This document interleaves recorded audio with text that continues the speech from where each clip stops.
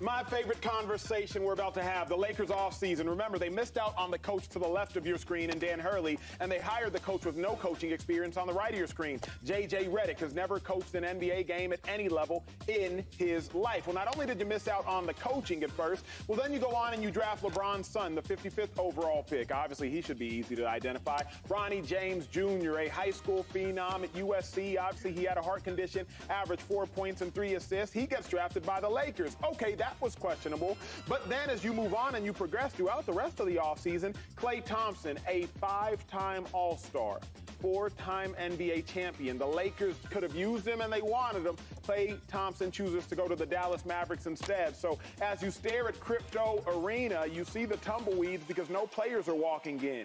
It's just bare bones in crypto. Nothing of promise in sight. So many people have questions about the Lakers offseason, but the most important question I will ask to the brilliant minds to the left and right of me is this. Joy Taylor, has LeBron James and the Lakers offseason been a bust? No, I don't think so. I think it's gone like I thought it would. I mean, what's been the timeline? They fired Darvin Ham. Okay, so they hired a coach that LeBron and AD are happy with. That check, expected that. LeBron re-signed. They drafted Bronny. They weren't really in the bidding for any of these other big free agents, and they didn't get them. I don't know that it's a bust because it's completely checked the expectations that I had for LA. I think getting Klay Thompson would have been an incredible boost. But Klay Thompson has a say in this, obviously, and that wasn't his preference. So it's not like the conversations weren't had, and he chose to go to the Mavs. That's a better situation for him, he feels. It would have been nice to see him play alongside LeBron James. We know how LeBron is with shooters, but overall, when you look at the position that the Lakers are in financially, when you look at what they can do with trades, when you look at what the conversation was heading into the offseason and after they fired Darvin Ham, I think the Lakers have done everything that I expected them to do. So if you look at what the expectations were and thought that that was going to be a negative offseason, then I guess you could consider that to be a bust. But I don't think the Lakers are in a bad situation. I think they could be in a better situation. But outside of running into the Nuggets, which they have some unfortunate luck doing, I think they would have had a more successful postseason, and I don't expect them to compete for a championship at this point because of what they have on their roster.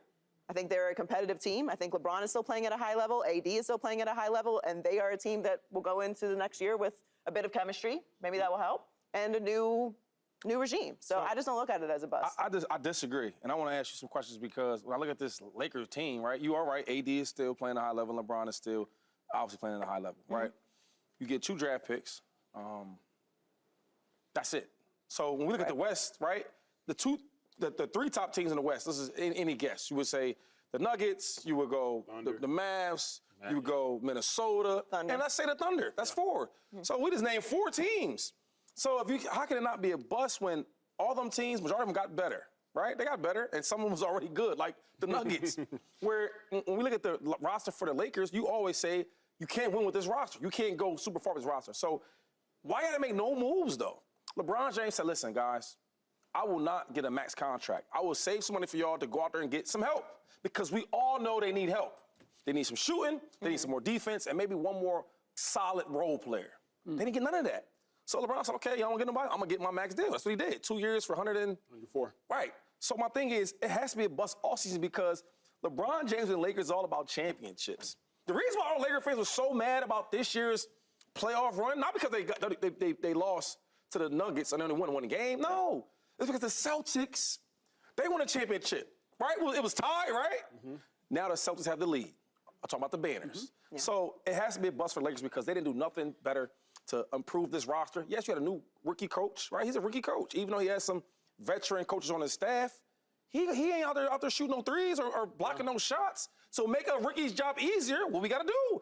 Get better players. This roster's not good enough to win a championship. I don't think the roster's good enough to win a championship, but I don't think it was good enough to win a championship last year. That's fair. And I don't think that Darvin Ham was the reason why they didn't win a championship. For the offseason, win some trades, some sign, something. I think it's a bust, but I think it's a bust because it's a bust for the Lakers because it's a success for LeBron. LeBron's primary objective is no longer winning championships. It's not winning championships because if his primary objective was to win a championship, I don't know that J.J. Redick would be the head coach.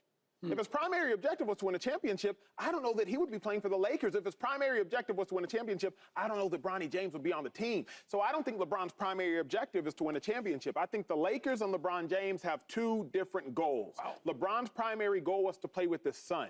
He did everything within his power to play with his son, and he did. And I'm happy for LeBron for doing that because I'm a LeBron James fan. I'm not necessarily a Lakers fan. Now, if you're a Lakers fan, you should have your concerns because the Lakers and LeBron are serving two completely different masters. They're serving two completely different gods. The Lakers are serving the god of winning. LeBron James is serving the god of playing with Bronny James and having a coach who he knows well and putting him in his own position of power. So for LeBron James, the offseason was a wild success. And shout out to LeBron for doing that. But for the Lakers, you didn't get better. You didn't get the coach you wanted. Your roster didn't prove in the nature that you wanted. And like Shady already said, all the teams that were already better than you have continued to get better than you. So how could the Lakers offseason be a success? I don't think it's been a success. I think it's been a bust. But for LeBron James, his offseason's been one of the most miraculous things we've ever seen in pro sports. How can you say that, though? Before Slick goes, how can you sit here and say that LeBron James ain't trying to win a championship? Because he signed his son in the second round of 55th pick? JJ Redick, more importantly to me. If you're trying to win a championship, first and foremost, when's the last time we saw a rookie head coach walk into a situation like the Lakers situation and win a championship? I don't know, Shady. I don't know the last time we saw a rookie head coach. I know we saw Steve Nash and what Steve Nash did with Brooklyn. So everything else stays the same, and they have Scott Brooks as the head coach instead of. I don't like Scott Brooks either as a head coach. Okay, so but is there a coach that I would have felt better about making a decision that you know at least has proven track record.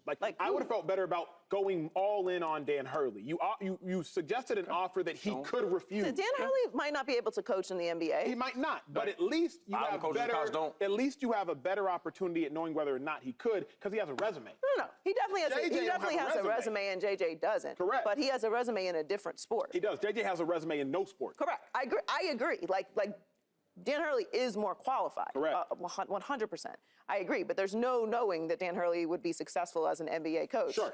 Just because of that. That is true. I'm not, and this is not really I'm not positioning Dan Hurley or JJ Redick, but my question is there a person other than Eric Spoelstra, who again is unavailable, that could take this roster to the finals or win a championship? I don't know that there is, but what I do know is this, and this quote, it haunts me because it was my linebacker coach, my rookie year in the National Football League, Rick Minner, and he said, if you make too many exceptions, you'll never be exceptional.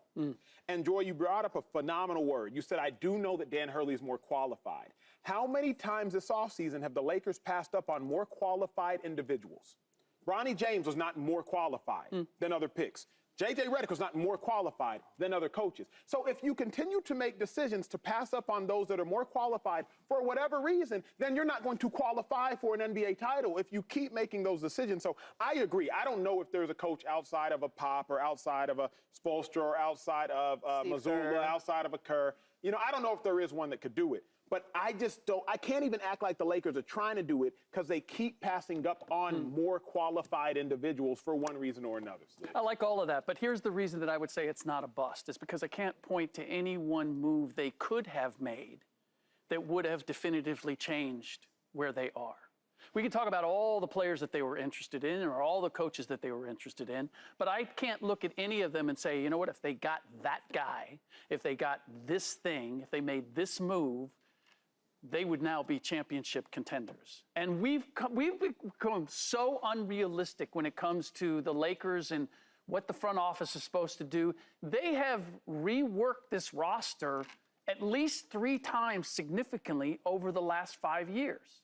And as a result, they won a championship in the bubble, and they went to the Western Conference Finals, and 4 out of the last 5 years they have been in the playoffs. So this idea that somehow that they are underachieving in some massive way, and if they're not competing for a championship every year, then something is wrong. And I'll go to this. This is the heart of it, because we don't want it. We keep thinking, okay, they got AD and LeBron, and so why can't they get the rest of it together to win a championship? Well, let's just run down just in the Western Conference, just the Western Conference. Let's run down the top duos of the top teams in the Western Conference. Nikola Jokic and Jamal Murray. Are you taking LeBron and AD over those two? I'm not. Are you taking them over Luka Doncic and Kyrie at this point? I might. Are you taking him over Anthony Edwards and Karl Anthony Towns? Absolutely. At this point? Yeah. Okay, Karl that's Towns. one. All right, Shai Gilgeous-Alexander and Chet Holmgren. Yeah. Not me. Kevin Durant and Devin Booker. Yeah. I would say that one I could make a case. The other ones, in terms of where they are and what I can put around them, and then let's look at the numbers. Outside of KD and Booker, LeBron and AD are making the most money. So are they playing to the level where, however you look at it, you would say, at the very least, they are the second best duo in the Western, and we're just talking about the Western Conference. Right. Never mind all the teams in there, never mind the Boston Celtics or the Milwaukee Bucks or any of the duos in the Eastern Conference, because we are talking championships. So this is where, like, to me, the heart of it is, your duo is no longer the best duo in the Western Conference. So this idea that if I just put the right pieces around them, they're going to get me there is not realistic when you think about the price and the level of play from your superstar combo. Right. Well, LeBron did say, right, hey, listen, I will take less money to get certain players here. He did say that, right? So before this He was number... going to take a little bit. I don't know what number. You know what number he's going to take? I don't know what number he's going to take. I just know what he said, right? It's like Micah said, I just know what he said. Second thing is... But even that wouldn't necessarily give them the wherewithal. It was a convenient thing to say. It makes it look like you're being magnanimous.